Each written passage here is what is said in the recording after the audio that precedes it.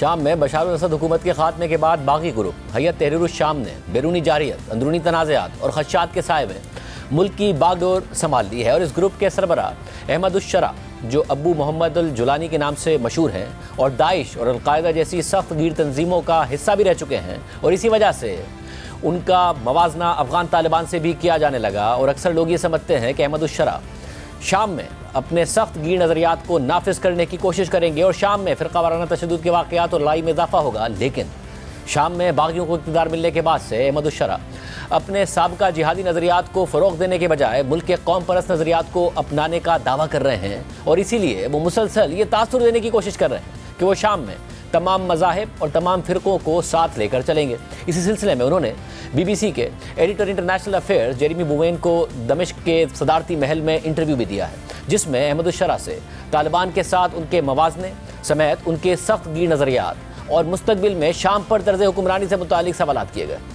شام کے عبوری رہنما احمد الشرع نے اسد خاندان کے بنائے ہوئے صدارتی محل میں انٹرویو دینے کا فیصلہ کیا۔ انہوں نے مجھے بتایا کہ انہیں اس بات پر حیرت نہیں ہوئی کہ گزشتہ حکومت اتنی جلدی گر گئی۔ انہوں نے کہا کہ شامیوں کو تمام مسائل کا سامنا کرنے کے لیے پرسکون رہنے کی ضرورت ہے۔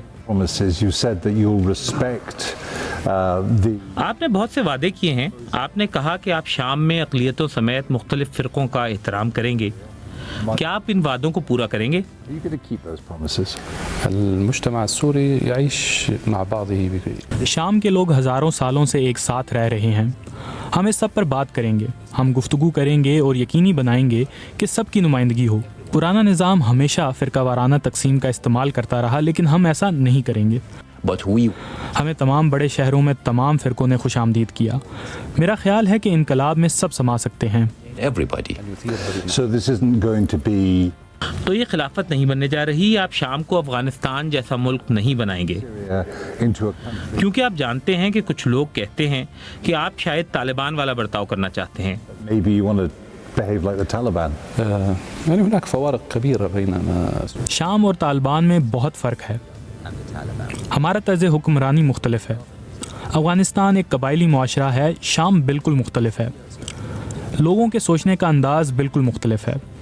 شام کی حکومت اور حکومتی نظام شام کی تاریخ اور ثقافت کے مطابق ہوگا۔ مختلف تماما تو شام کی ثقافت میں خواتین کے حقوق ہیں، اس میں خواتین کی تعلیم شامل ہے، اس میں شراب استعمال کرنے والوں کے لیے برداشت شامل ہے۔ کیا یہ سب آپ کے لیے قابل قبول ہے؟ بالنسبة للتعليم مرة بالتأكيد يعني نحن جہاں تک خواتین کی تعلیم کا سوال ہے، بالکل۔ ہمارے پاس ادلب میں گزشتہ 8 سالوں سے یونیورسٹیز چل رہی ہیں، اور میرے خیال سے ان میں خواتین کی شرح 60% سے زیادہ ہے۔ اور شراب؟ بہت سی ایسی چیزیں ہیں جن کے بارے میں بات کرنا میرے اختیار میں نہیں، کیونکہ یہ قانونی معاملات ہیں۔ قانون کے ماہرین کی ایک کمیٹی ہوگی جو آئین کی تشکیل کرے گی، وہ فیصلہ کریں گے، اور کسی بھی رہنما اور حکمران کو قانون کی پاسداری کرنا ہوگی۔ سوريا من أهالي Surya Let's talk about wider issues. کچھ ایسے وسیع مسائل کے بارے میں بات کرتے ہیں جنہوں نے آپ کو گھیرا ہوا ہے۔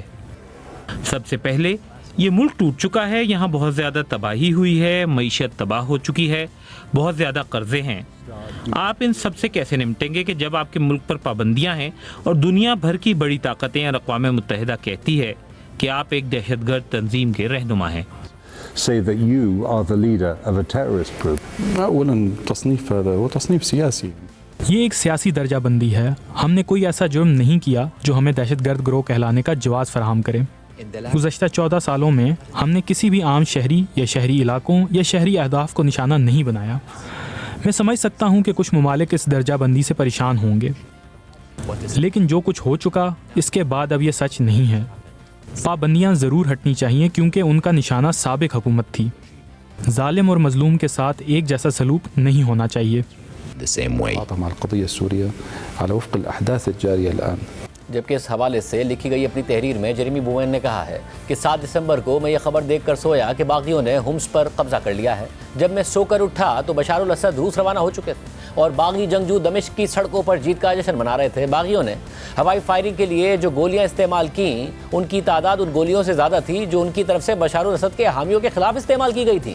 میں نے लबनान की सरहद पर सैकड़ों गाड़ियां देखी जिनमें बशार अल असद के वफादार अफराद और उनके डरे हुए खानदान सवार थे। शामी फौज के अफसरान और एहलकारों ने अपने यूनिफॉर्म फेंके और बगैर गोली चलाए ही अपने घरों को रवाना हो गए। बशार अल असद की हुकूमत करप्शन, जुल्म और शामी शहरियों की जिंदगी की परवाह न करने के सबब गिरी, यहाँ तक कि बशार अल असद की अपनी अलवी बिरादरी उनके लिए लड़ने को तैयार नहीं थी। इसलिए जुमेरात की शाम मुझे होम्स और हमा की सड़कों पर गोलियों से बचना नहीं पड़ा और मैं दमिश्क में सदारती महल में दाखिल हो गया, जहां मुझे हय्यत तहरीर उश-शाम के सरबराह अहमद उश-शरा से मुलाकात करनी थी। अहमद उश-शरा बहुत पहले अस्करी यूनिफॉर्म उतार चुके थे और उन्होंने अबू मोहम्मद अल जुलानी का नाम छोड़कर अपना असल नाम अपना लिया था। अहमद उश-शरा का दावा है कि वो अपने पुराने जिहादी अकीदे को छोड़कर शाम के मजहबी कौम परस्त नजरियात अपना चुके हैं। ताहम बहुत सारे शामी शहरी उनके इस दावे को शक की निगाह से देखते हैं। रिपोर्ट में मज़ीद लिखा है कि यह सच है कि माजी में अहमद उश-शरा शाम और इराक में एक जिहादी जंगजू रहे हैं, लेकिन उन्होंने 2016 में अलकायदा से राहें जुदा कर ली थी।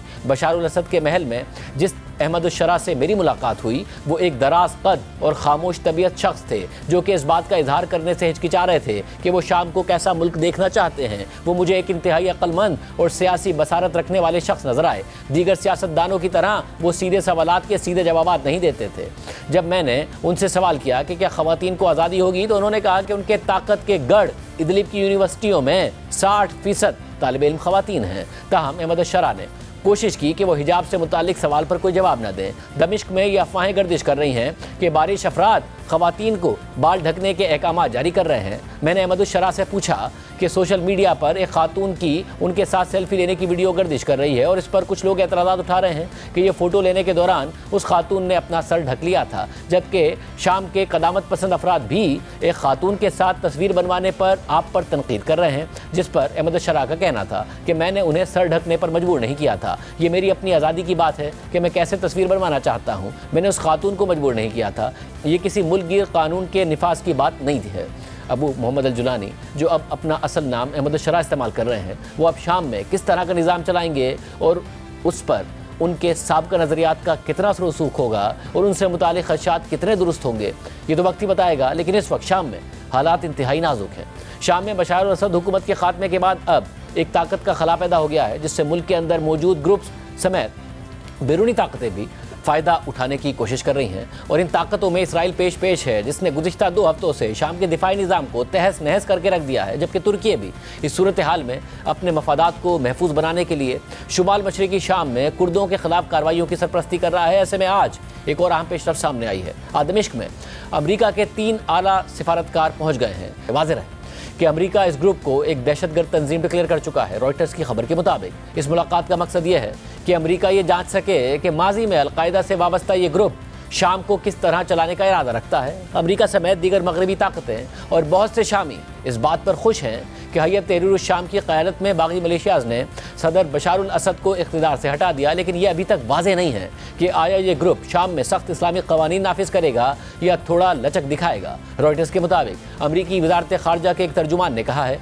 कि ये अमरीकी सिफारतकार हय्यत तहरीर उश-शाम के नुमाइंदों के साथ शाम में जारी सियासी मुंतकली के हवाले से चंद अमरीकी उसूलों को डिस्कस करेंगे, जिनमें अक़लियतों के हुकूक समेत दीगर चीज़ें शामिल होंगी। रिपोर्ट में मज़ीद कहा गया है कि मगरबी हुकूमतें अब आहिस्ता आहिस्ता हय्यत तहरीर उश-शाम और उसके सरबराह अहमद उश-शरा के साथ राब्ते बढ़ा रही हैं और इस ग्रुप की दहशतगर्द तंजीम के तौर पर शनाख्त ख़त्म करने पर बहस शुरू कर रही हैं। अमरीकी वफ्द का दौरा हालिया दिनों में फ्रांस और बरतानिया के साथ राब्तों के बाद किया जा रहा है। वाज़ेह रहे कि अमेरिका ने 2012 में शाम के साथ सिफारती ताल्लुकात ख़त्म कर दिए थे और दमिश्क में अपना सिफारत खाना भी बंद कर दिया था। इस सारी सूरत हाल में जहाँ एक तरफ बागी ग्रुप मुल्क में इत्तेहाद और यकजहती का तासुर देने की कोशिश कर रहे हैं और मुल्क को ट्रैक पर लाने का दावा कर रहे हैं, तो वहीं मुल्क के शुमाल में तुर्की की हिमायत याफ्ता बागी ग्रुप्स की पेशकदमी से नए खदशात जन्म ले रहे हैं और दाइश के दोबारा सरगर्म होने के दावे हो रहे हैं और मुल्क में पिछले 13 साल से जारी खाना जंगी मजीद फैलने का खदशा भी बढ़ रहा है। जबकि शाम में एक अमरीकी फौजी अड्डा भी मौजूद है जो दाइश के खिलाफ कुर्द फोर्सेस को सपोर्ट करता है। पहले यह दावा किया जाता था कि यहाँ तकरीबन 900 अमरीकी फौजी मौजूद हैं, लेकिन अब अमरीका ने कहा है कि शाम में बागियों की तहरीक से चंद दिन पहले उसने इस अड्डे में मजीद 1100 अमरीकी फौजी भेज दिए हैं, जिसके बाद अब शाम में अमरीकी फौजियों की तादाद 2000 हो गई है। जबकि अमरीका ने मशरक़ी शाम में दाइश के खिलाफ कार्रवाई में ग्रुप के सरबराह अबू यूसुफ को मारने का दावा भी किया है। अमरीकी सेंट्रल कमांड की जानिब से जारी बयान के मुताबिक अमरीका के सेंट्रल कमांड फोर्सेस ने 19 दिसंबर को मशरक़ी शाम में एक फ़िज़ाई हमला किया है, जिसमें दाइश के सरबराह अबू यूसुफ समेत दाइश के 2 रहनुमा मारे गए।